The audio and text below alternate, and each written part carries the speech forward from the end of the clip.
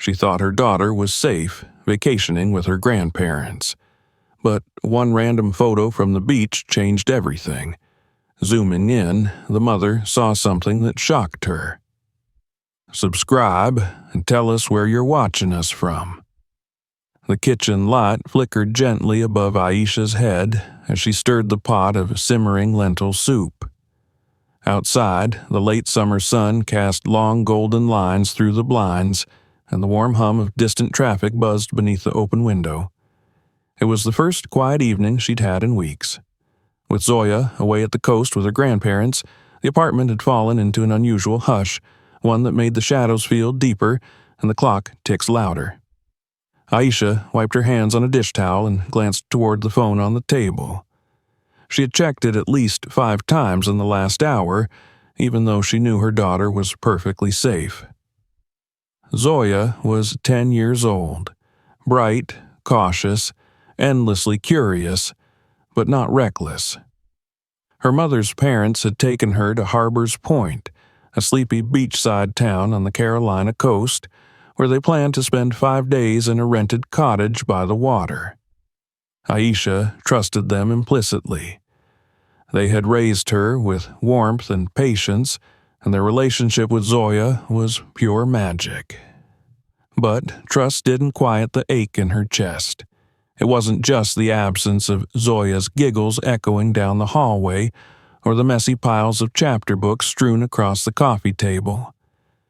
It was the silence that rang too loud, the emptiness in each room that seemed to ask where her daughter had gone. A chime drew her attention to her phone. She reached for it with slightly trembling hands and unlocked the screen. A new photo message from her mother. The picture was a typical beach snapshot. Zoya, with her tangled curls catching the light, her brown skin glowing with warmth, the ocean curling in foamy ridges behind her. A perfect summer moment. She wore her favorite sun hat, tilted slightly to the side, and grinned like she had no worry in the world. Aisha smiled and exhaled. Then, almost absently, she tapped on the image to zoom in, drawn by the blur of movement in the background. She leaned closer. Behind Zoya, near the edge of the frame, stood a man.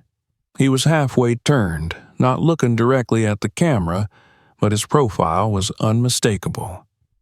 Short-cropped silver hair beneath a worn ball cap. Thick jaw. A curve in his nose that had once been broken.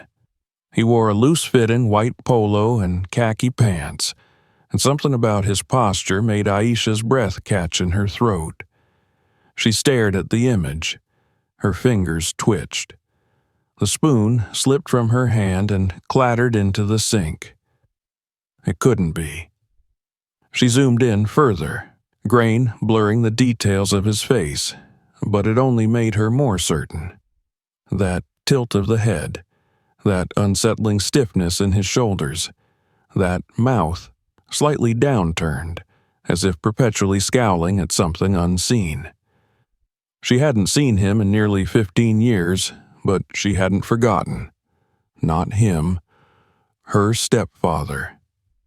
Once, when Aisha had been 12, he'd moved into their small 2-bedroom apartment like a storm rolling in. Her mother, desperate for companionship after Aisha's father had left, had been charmed by his genteel manners and calm tone. But it hadn't taken long before the mask began to slip. His rules became commands. His tone shifted from calm to controlling. He insisted on silence at the dinner table, order in every room, obedience in every word. And for Aisha, whose skin was darker than his comfort allowed, his contempt had simmered just below the surface.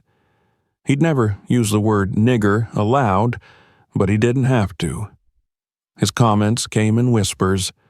Don't talk so loud in public. Straighten your hair, it looks unkempt. You shouldn't play with those other girls, they'll only hold you back. The disdain had been layered, strategic, coated in civility but soaked in venom. Then, one night when she was 17, He'd grabbed her by the arm during an argument and shoved her so hard her shoulder hit the kitchen wall. Her mother had walked in just in time. For once, she didn't hesitate. She told him to leave. He called Aisha a goddamn disrespectful brat, told her she was poisoned by her father's blood, and walked out of their lives. Until now. She hadn't seen him since that night. Aisha stared at the photo on her phone, her pulse racing. He looked older, thinner, maybe a little grayer, but it was him. There was no question. And he was near her daughter. She fumbled to call her mother. The line rang and rang. No answer. Her father didn't pick up either. Her throat tightened. It's probably nothing, she told herself. Maybe just someone who looks like him. Maybe. But that voice inside her, the one that had protected her as a teenager, was screaming. Her hands moved on their own. She wiped the stove clean, turned off the soup, and grabbed her purse and keys. She didn't even think to pack a bag. She was in the car before she realized she hadn't even locked the front door. The drive to Harbor's Point took 4 hours. Aisha spent every mile replaying old memories she had spent a lifetime trying to forget. The way he'd sit in his recliner and make her stand for hours while he corrected her tone. The way he'd praise lighter-skinned women on TV and compare them to her without ever saying it outright. The way he'd claim he wasn't racist while talking about keeping order and maintaining standards. The last time she'd seen him, he'd snarled at her mother. That girl will grow up wild unless someone teaches her the right way to behave. Zoya was 10 now, innocent, kind, vibrant, full of curiosity and heart. Everything good. Aisha gripped the steering wheel tighter. She wasn't going to let that man anywhere near her daughter. It was past midnight when she reached Harbor's Point. The coastal town slept beneath a quilt of mist and salt air. Street lights flickered on narrow roads lined with aged palm trees and pastel cottages. She pulled up outside the beach rental her parents had booked. No lights. She knocked once, twice, then again. No answer. Her stomach dropped. She ran around the back, heart pounding. Then the door opened. It was her father. He looked haggard, his eyes bloodshot, the creases in his face deeper than she remembered. "Aisha," he said, surprised, "what are you doing here?" "Where's Zoya?" she asked. "She's fine. She's with Mr. Collins," he said, rubbing his temple. "I had to take your mother to the hospital. Her blood pressure spiked. We've been up all night. A nice man staying in the next cottage offered to look after Zoya while I went with the ambulance." Aisha froze. "What did you say his name was?" "Collins. Said he was visiting from Georgia. Had a kind face, real polite. Said he knew some friends of ours from church." Her legs turned to ice. Collins. That was the name her stepfather used when he opened a landscaping business in Savannah. "Dad," she said slowly, "do you know this man?" He frowned. "No, but he—" She didn't wait. She turned and sprinted down the street to the neighboring cottage. The porch light was off, curtains drawn. A car she didn't recognize sat in the drive, a white pickup. She banged on the door. No answer. She tried the handle, locked. She pounded harder. "Zoya!" she called. "Zoya!" Still silence. She called her mother again. Voicemail. Called her daughter. Voicemail. Called the local police. They answered. She told them everything she knew, explained that her daughter may have been taken by a man with a dangerous history, that she feared for her safety. The dispatcher took down the address and promised to send an officer. Aisha waited outside the cottage, breath shallow, fingers trembling. Lights flicked on in a neighboring house. A curtain twitched. Finally, a cruiser pulled up.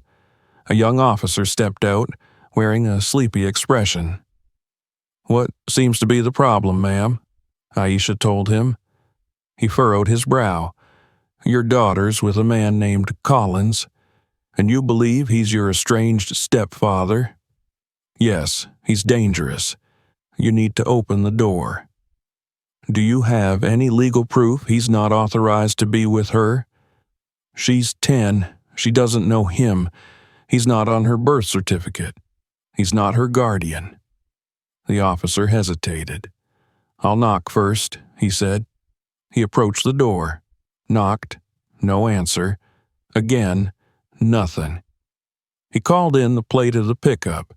It came back registered to a Michael Collins of Georgia. Then something cracked inside Aisha. She stepped forward, her voice rising. "You need to break down that door." "Ma'am, I can't do that without cause. She's in there. We'll check all local hospitals. Maybe they went out.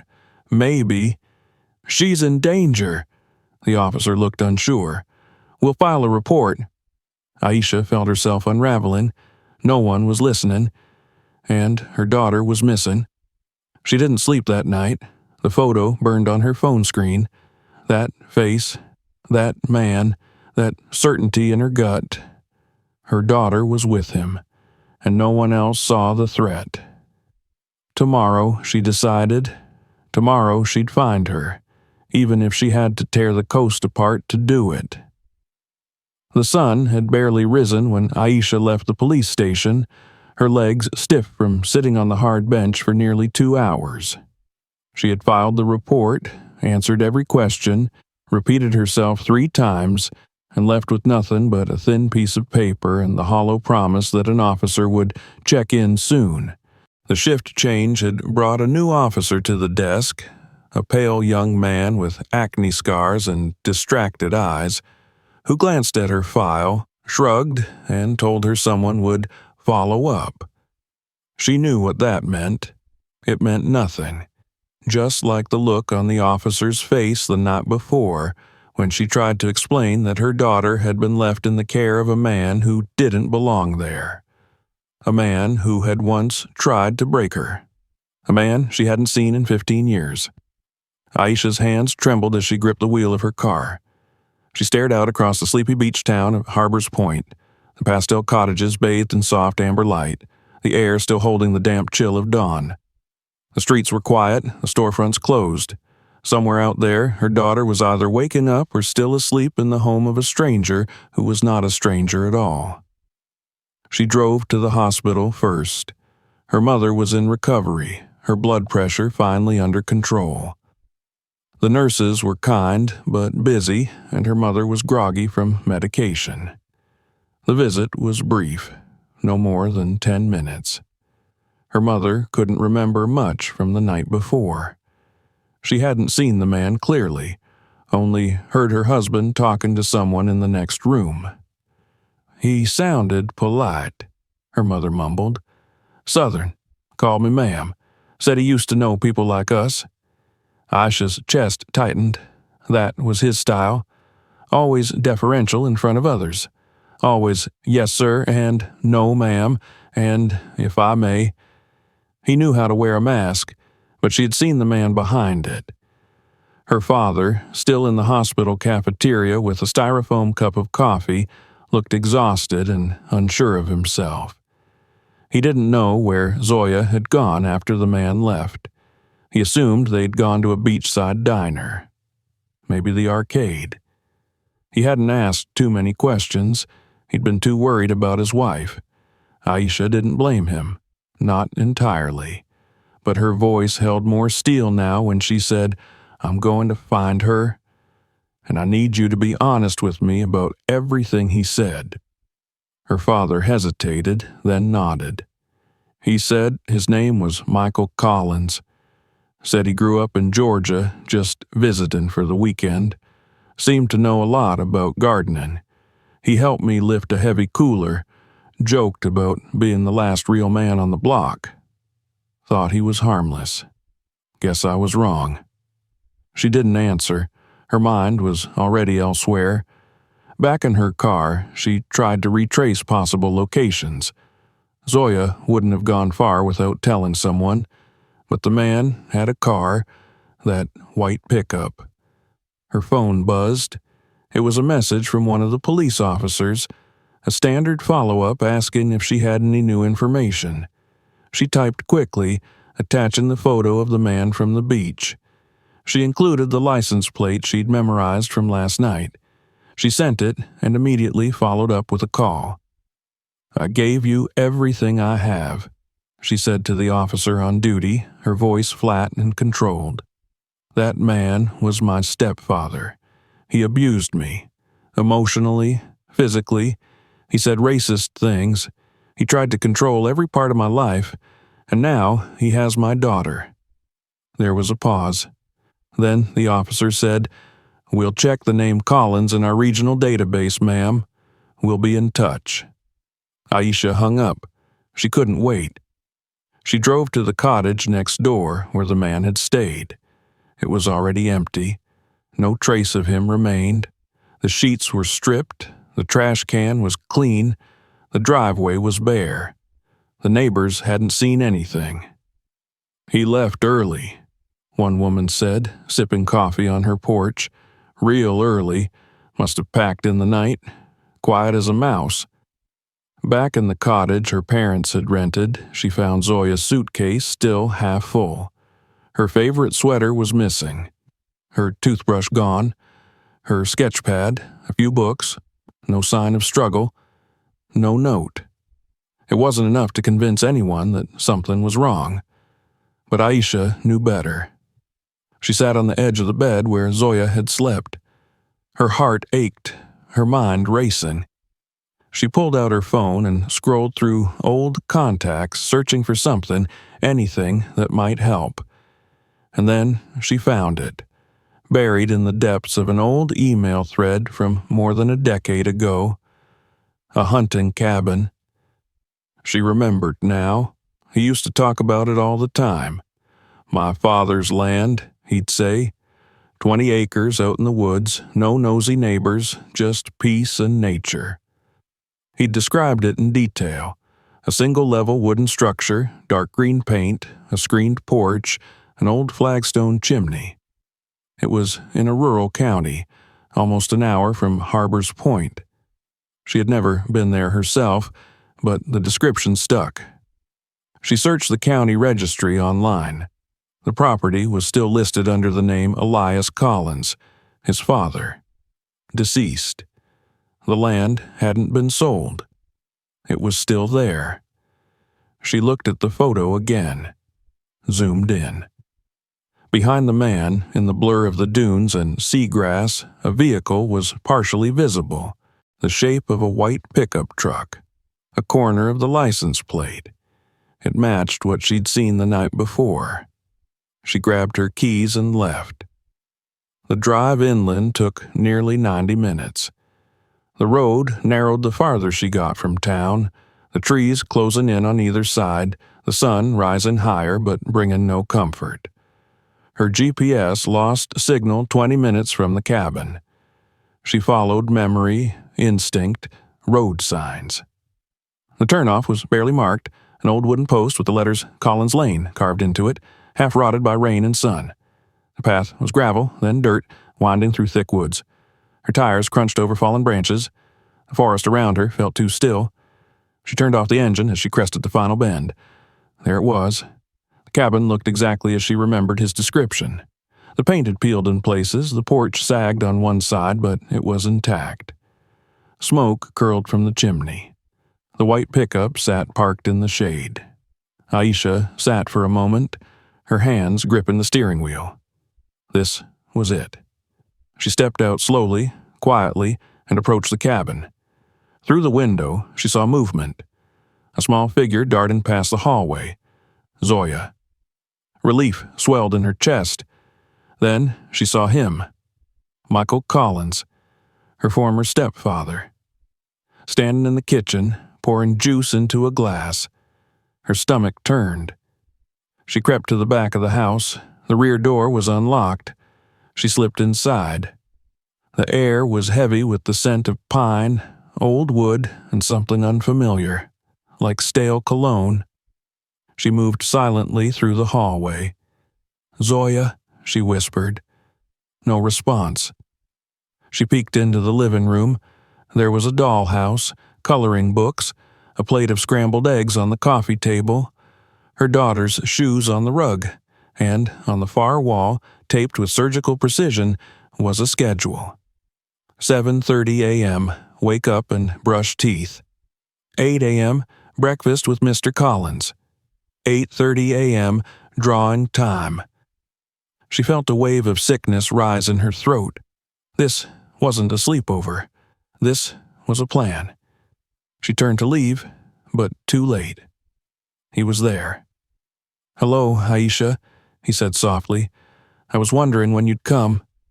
She stepped back. Her eyes scanned the room for something, anything she could use.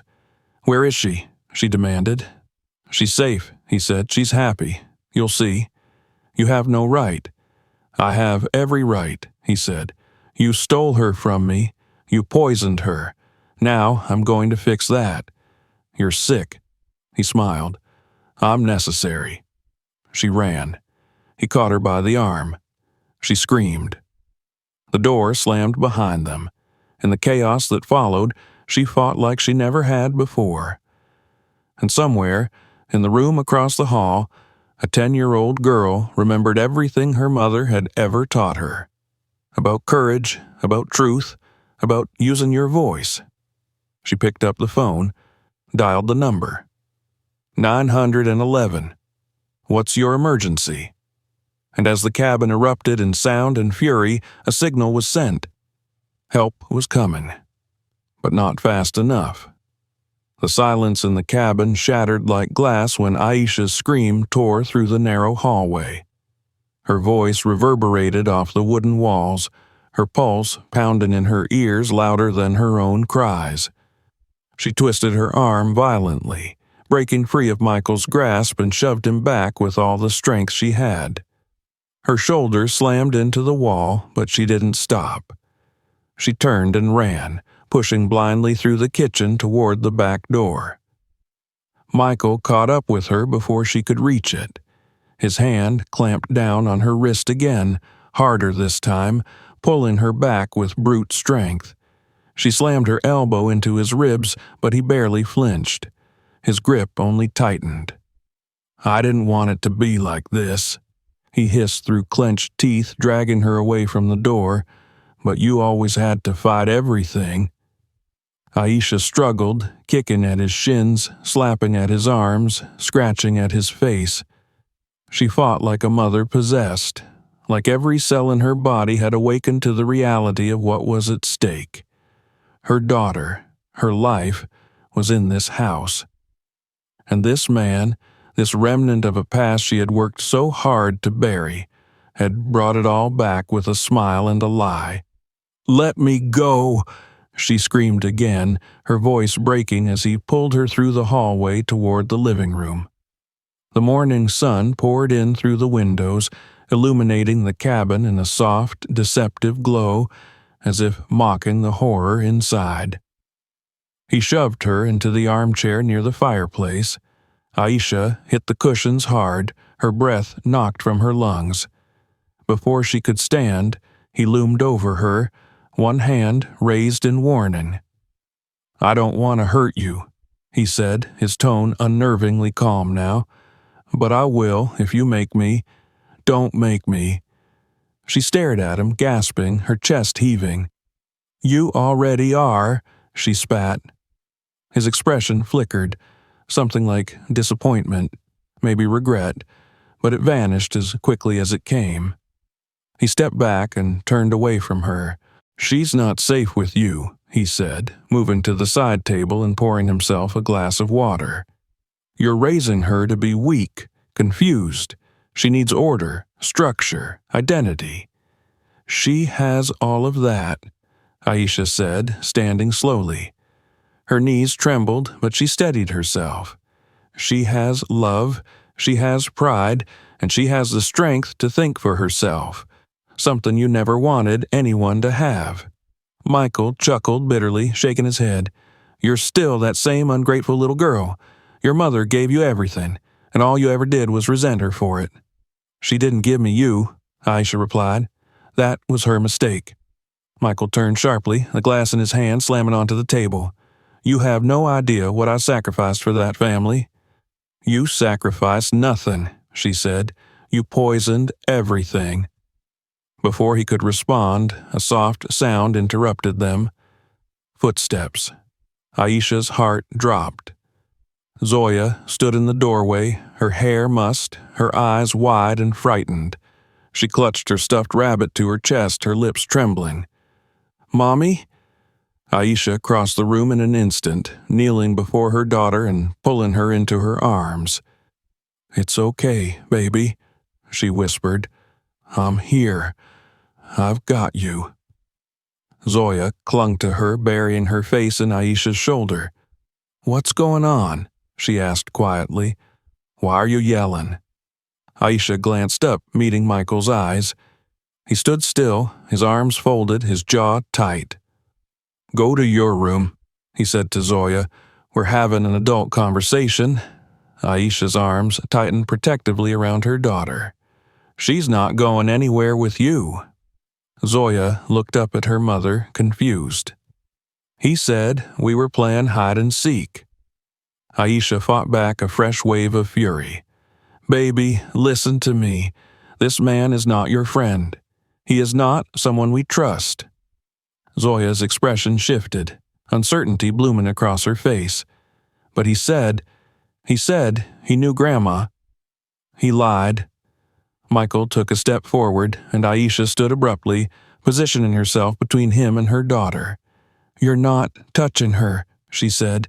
You're not getting near her again. His face twisted with something feral, something ugly and familiar. She's mine, he said, voice low. She has my blood.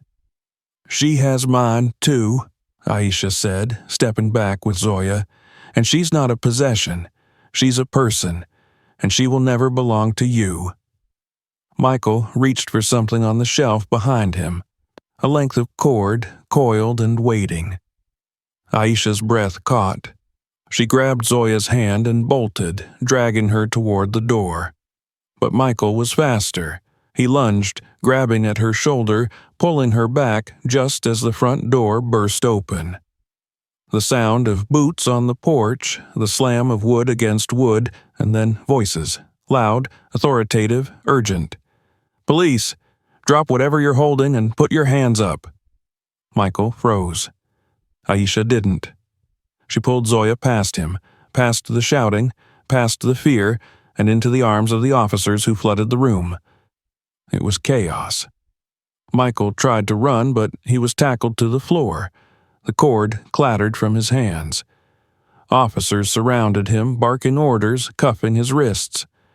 Maya, his accomplice, emerged from a side room startled and was immediately restrained. Aisha collapsed to her knees outside the cabin, clutching Zoya as tightly as she could. Her body shook with adrenaline, her face buried in her daughter's curls. She couldn't stop the sobs, couldn't stop the shivering. She had found her. She had saved her. Zoya didn't cry. She was quiet now, her small hands gripping Aisha's shirt. You found me, she said softly. Aisha nodded. I'll always find you. Paramedics checked her for injuries. Officers took statements. Aisha answered every question between breaths, between glances at Zoya, who sat wrapped in a blanket on the porch steps, her rabbit still in her arms. Michael was loaded into a cruiser, his face expressionless. Maya followed, her head bowed. Aisha didn't watch them go. Later, in the back of an ambulance, as they checked her vitals and gave Zoya juice and crackers, an officer approached her. You saved your daughter, he said. You were right to follow your instincts. Aisha nodded faintly. Her throat was raw, her body ached.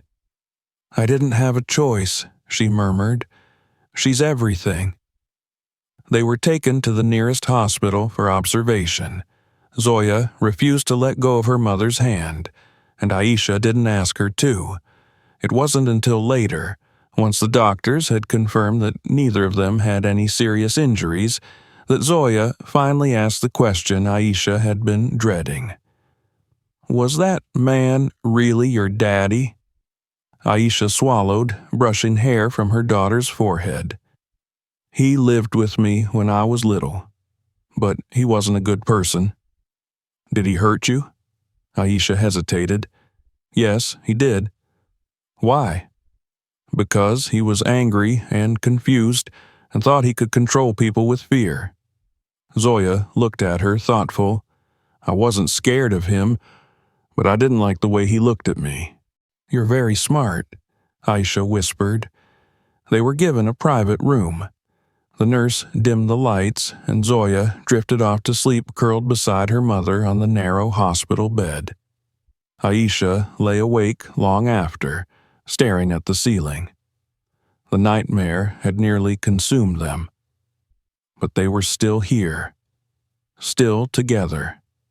And tomorrow they would begin to put the pieces back in place. The room was quiet except for the rhythmic beeping of a monitor and the soft hum of fluorescent lights above. Aisha sat upright in the hospital bed, the white sheets pulled around her like armor, her back pressed firmly against the pillows. Zoya lay beside her, still asleep, her body curled into a tight little shape, her breath slow and even. Aisha had barely moved since the nurse dimmed the lights several hours ago. She had been afraid that any sudden motion might wake her daughter or disturb the fragile stillness that now enveloped them both. But more than that, she was afraid to close her own eyes. Sleep, when it came, would bring with it images she didn't want to see again. Michael's face, the dark glint in his eyes, the way his voice had slid from charming to cruel with terrifying ease. And more than that, the sickening realization that he had almost taken Zoya. That he had nearly succeeded in removing her from the world Aisha had fought so hard to build. Every mother's fear was rooted in losing a child, but this, it had been more than fear. It had been war. When the knock came at the door, it was gentle, respectful. Aisha turned toward it, instantly alert. The door creaked open and a nurse stepped in, followed by a pair of men in dark suits. One wore a badge clipped to his belt, the other carried a leather folder in his hand. "Mrs. Harris," the man with the badge said, keeping his voice low. "I'm Detective Alvarez. This is my colleague, Agent Reed. We'd like to speak with you, if now is a good time."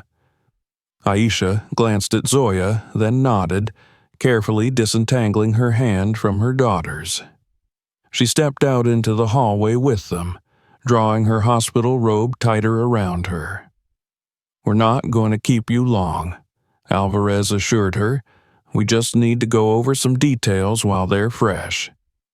Aisha nodded again, her throat dry. "We've already charged Michael Collins with attempted kidnapping, unlawful imprisonment, assault, and endangerment of a minor," he continued. "His accomplice, Maya Holbrook, who we now know is not actually his sister, but a longtime partner, has also been charged." Aisha's stomach churned. How long were they planning this? "That's what we're trying to determine," Agent Reed said. "We found forged documents in the cabin, including false guardianship forms and doctored medical records. They were likely preparing to cross state lines." "Where were they going?" "Possibly Florida, or even Mexico. We found fuel receipts, multiple burner phones, and GPS logs showing routes far south." Aisha closed her eyes, her jaw tightening. "He told her they were going to see dolphins." The two men exchanged a look. "You did the right thing," Alvarez said. "You saved your daughter's life." "I just reacted," she said softly. "I didn't have a choice. That's what good mothers do." Reed stepped forward. There is one more matter we need to discuss. Aisha tensed. We've been reviewing the timeline of events, he said, and in Michael's interview, he made some claims about your past, about your relationship to him, your employment history. Aisha stared at him. He said I was unstable. Reed nodded. Among other things, we have to verify everything. She hesitated. Do I need a lawyer? That depends, Alvarez said gently. Is there anything you need to tell us? Aisha looked down at her hands. Her fingers were raw from where she had twisted them during the ambulance ride, still faintly stained with blood from Michael's last desperate grab. She took a deep breath. Yes, she said, there is. They moved to a quiet consultation room where she was given a glass of water. With trembling fingers, Aisha opened the drawer of her memory, the one she had kept tightly sealed for nearly a decade, and began to unpack it. She told them everything. About how, when she was 22 and working for a logistics company in Atlanta, she had gotten caught up in the wrong crowd. About how, in the depths of addiction and debt, she had funneled nearly $12,000 through a fake vendor account. About how she had been caught, fired, but never formally charged because the company wanted to avoid public scandal. 3 lower-level employees were let go under suspicion, and Aisha, drowning in guilt, never corrected the story. When she met Michael again, years later, during a relapse, he discovered the truth. He held it over her like a noose, promising never to tell, if she did what he wanted. She had cut him off, disappeared, started over. She had gone through therapy, gotten clean, found a new job, a new life, and when Zoya was born, she had sworn never to let the past touch her daughter. Until it had. Do I need to be arrested? She asked when she finished, her voice hoarse. Because I'll go. I just need to know she'll be okay. Reed looked at Alvarez. The Financial Crimes Division will follow up, he said. The statute of limitations on embezzlement in Georgia's 5 to 7 years. Depending on how the original records were handled, the case may not be prosecutable. But if it is, you'll need a lawyer, Alvarez said. But right now, we're focusing on Michael Collins. His actions are the reason we're here. You may have made mistakes, Mrs. Harris, but you didn't try to abduct a child. Aisha exhaled shakily. If you can provide proof of your recovery, rehab records, a therapist's note, employer references, it will help. I can do that, she said quietly. I have everything. They stood, offering her a moment of privacy. When she returned to the hospital room, Zoya was awake, sitting up with a juice box and a coloring book. Hey, she said, her voice still groggy. The lady said you were talking to the police. I was, Aisha said, sitting beside her. Just making sure everything's taken care of. Zoya paused, then looked up. Is he gone? He's in jail, sweetie. Is he going to stay there? Yes, I promise. Zoya studied her mother's face as if looking for cracks. You're not lying to me? No. Okay, she said, and picked up a crayon. I want to color a picture of our house, so we can go home. Aisha smiled through the ache in her chest. That's a great idea. The next day they were discharged. Reporters waited outside the hospital gates, camera flashes popping like firecrackers. Aisha held Zoya's hand tightly, shielding her face as they slipped into the back seat of a waiting car. The hospital had arranged for a private driver and police escort. The media knew enough to be dangerous, but not enough to destroy them. Home was quiet. The windows were just as they had left them. Dishes in the sink, mail on the floor, a coffee cup with lipstick still clinging to its rim. But something was different now. Zoya stood in the center of the living room and looked around. Then she dropped her backpack and said, "Can I sleep in your bed tonight?" "For as long as you want," Aisha said. They spent the evening watching old cartoons and eating boxed macaroni and cheese. The simple things, the normal things. Later, when Zoya was asleep again, Aisha sat alone on the porch with a cup of tea. She stared at the street, at the cars passing in the night, at the light flickering on a neighbor's porch. Somewhere behind her, a stuffed rabbit sat propped against a pillow. She had survived. They both had. The days that followed were a blur of police visits, legal consultations, therapy appointments, and press inquiries. Aisha told the truth, every word of it. She offered statements, documents, therapy logs. Her employer stood by her. Her therapist sent a letter of support. Her parents, though shaken, promised to help however they could. Then came a letter. An invitation from a local women's center to speak at an upcoming event on domestic survival and racial trauma. Aisha hesitated. She wasn't sure if she was ready to be a voice for anyone but her daughter. But Zoya, standing in the kitchen doorway, wearing a cape made from a dish towel, said, "You should do it. You helped me. Maybe you can help other kids too." Aisha smiled. "Maybe I can." They went to the park that afternoon. It was warm. The air smelled of cut grass and honeysuckle. Zoya climbed the jungle gym, shouted to other kids, laughed as if nothing had ever happened. Aisha watched her from the bench, her heart full and heavy at the same time.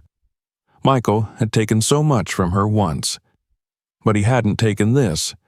He hadn't taken Zoya's light, or her strength, or their bond. And he never would. When they returned home, Aisha tucked Zoya into bed and kissed her forehead. "Mommy?" "Yes?" "You don't have to be scared anymore." Aisha smiled. "Neither do you."